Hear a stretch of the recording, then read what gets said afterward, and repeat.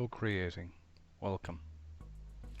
So after getting my wood store sorted and getting my workshop wall all lined and electrified, next thing I wanted to do is to work on my paulk bench. That's P-A-U-L-K. Look them up online. They're absolutely brilliant. Up until now I used to just throw it up on trestles and work on it then, but I decided now I'm going to put it up in a rolling box. There's a set of detailed plans for anybody who wants them. Started off by getting some rough 2x4. Going to put legs on the frame and then another frame underneath. Got my circular saw. Basically taking out a couple of housings here. Some people I believe call them dados, or dado blade. I just call them housings. So you basically take loads of little cuts, weakening the wood at a certain place. All there nicely lined out. You get your hammer, just break off the weak wood. It's lovely doing this type of woodwork. Does create quite a bit of dirt and dust though, I have to say. And there you go. So now after cleaning that up for the second time, then I just laid everything out on the bench. Made sure everything fitted, made sure everything was the right length. And then it's glue time.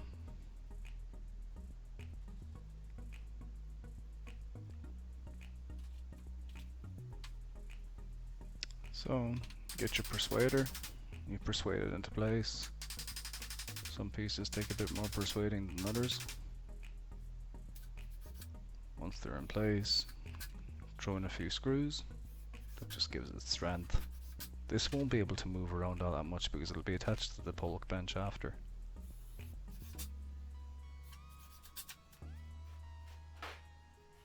And you're done. Anytime you make a rectangular thing, you always check your diagonals. Just, you know, to be sure. And they are the same.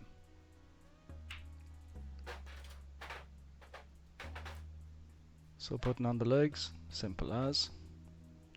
Put them flush with the base, so literally that's why this is kind of turned upside down as it is. So I want the legs to be flush with the framework.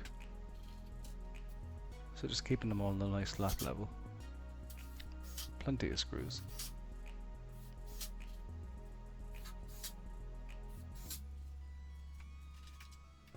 So now this is right side up. Sorry, this is upside down. Casters on. So now each of these casters is attached, if you can imagine, to the long rails, the short rails, and to the bottom of the legs. So it's kind of taking pressure on all fronts, which is exactly what I wanted.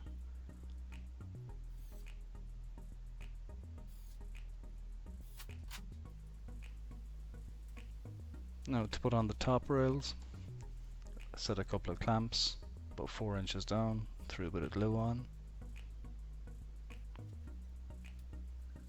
Got my top frame, put it over it. Now I kind of a plan to get my levels right here.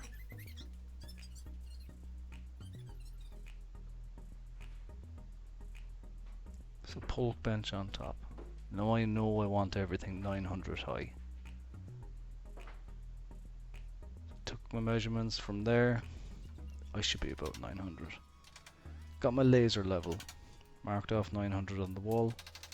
And then I am now moving the upper frame until that level of that paulk bench, the top surface of that paulk bench, is exactly 900 up. It was a little bit twisted, so I put some weight on the other side.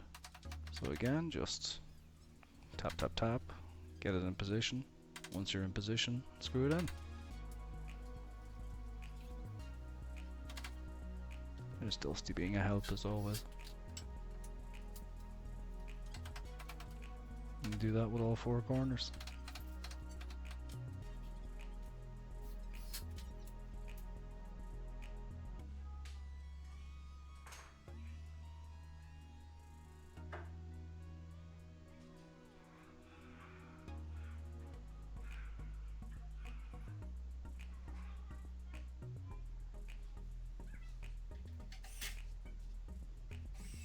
Just reinforce. Lots of screws. So then it was time to kind of prep that for its finish. So locked her in place up on top of my paulk bench, got my little block plane and just rounded off all the corners. Again, this is a wood shop, this is not fine woodworking. So that night then I painted everything black. Black is great, it hides so many things and it looks bloody cool. So I wanted to strengthen up that middle rail a little bit. I'm going to be putting things on the shelf that I'll be putting on the bottom here, so I just wanted a little bit of security for any heavier things I might be putting on there. Added on some 2x1.5, again loads of scraps left over, so just putting them in. That's going to take the shelf.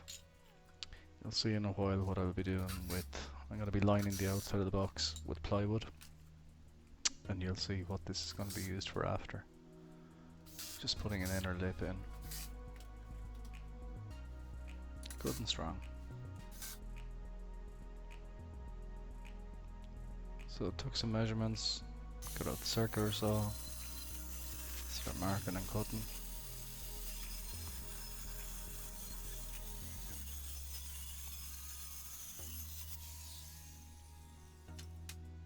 That's going to be the shelf, that's the side, the other side, and the back.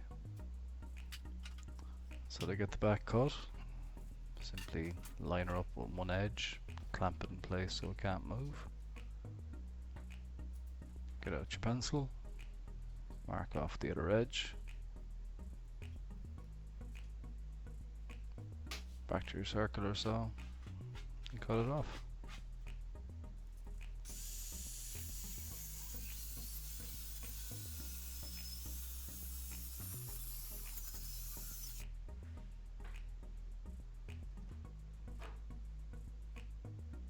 Bit of glue.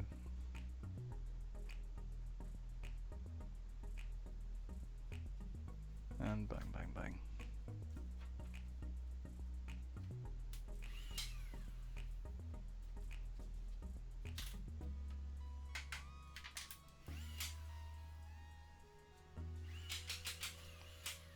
Same with the side. Line it up at the front. That's a clean edge I have in the front. Now just scribe a line, take your cut, repeat.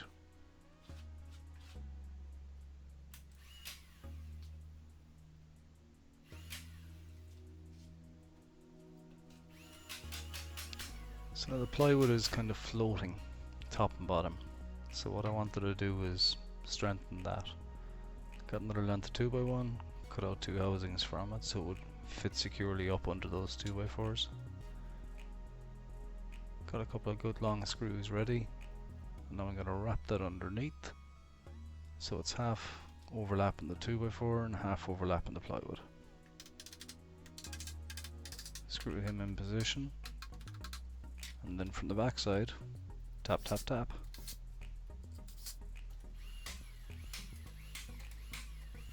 Do the same with the side.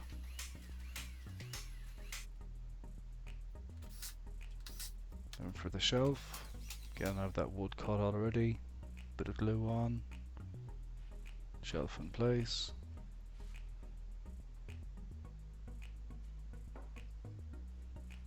And tap tap tap.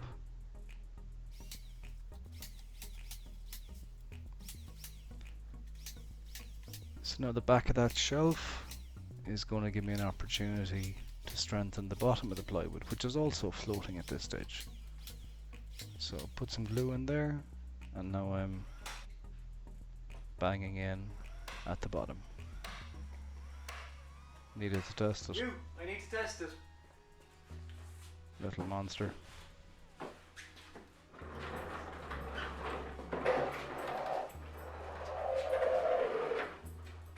Is it okay? Yeah. Good.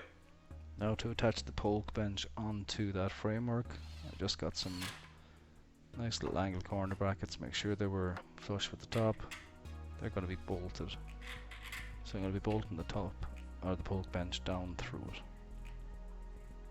Got 4 little shrinkage plates then for the middle section. Again, just going to drill a hole up and throw a bolt down. So once they're in place on the frame, there's 4 of those corner brackets and 4 shrinkage plates. You see I had to expand the hole on those a little bit to accommodate for the bolt. And you get your paulk bench in place. Take all your measurements, make sure it's centered. I actually have it overhanging the back a little bit more. I'll explain to you why at the end. So then it's time to crawl in underneath, drill up through those holes.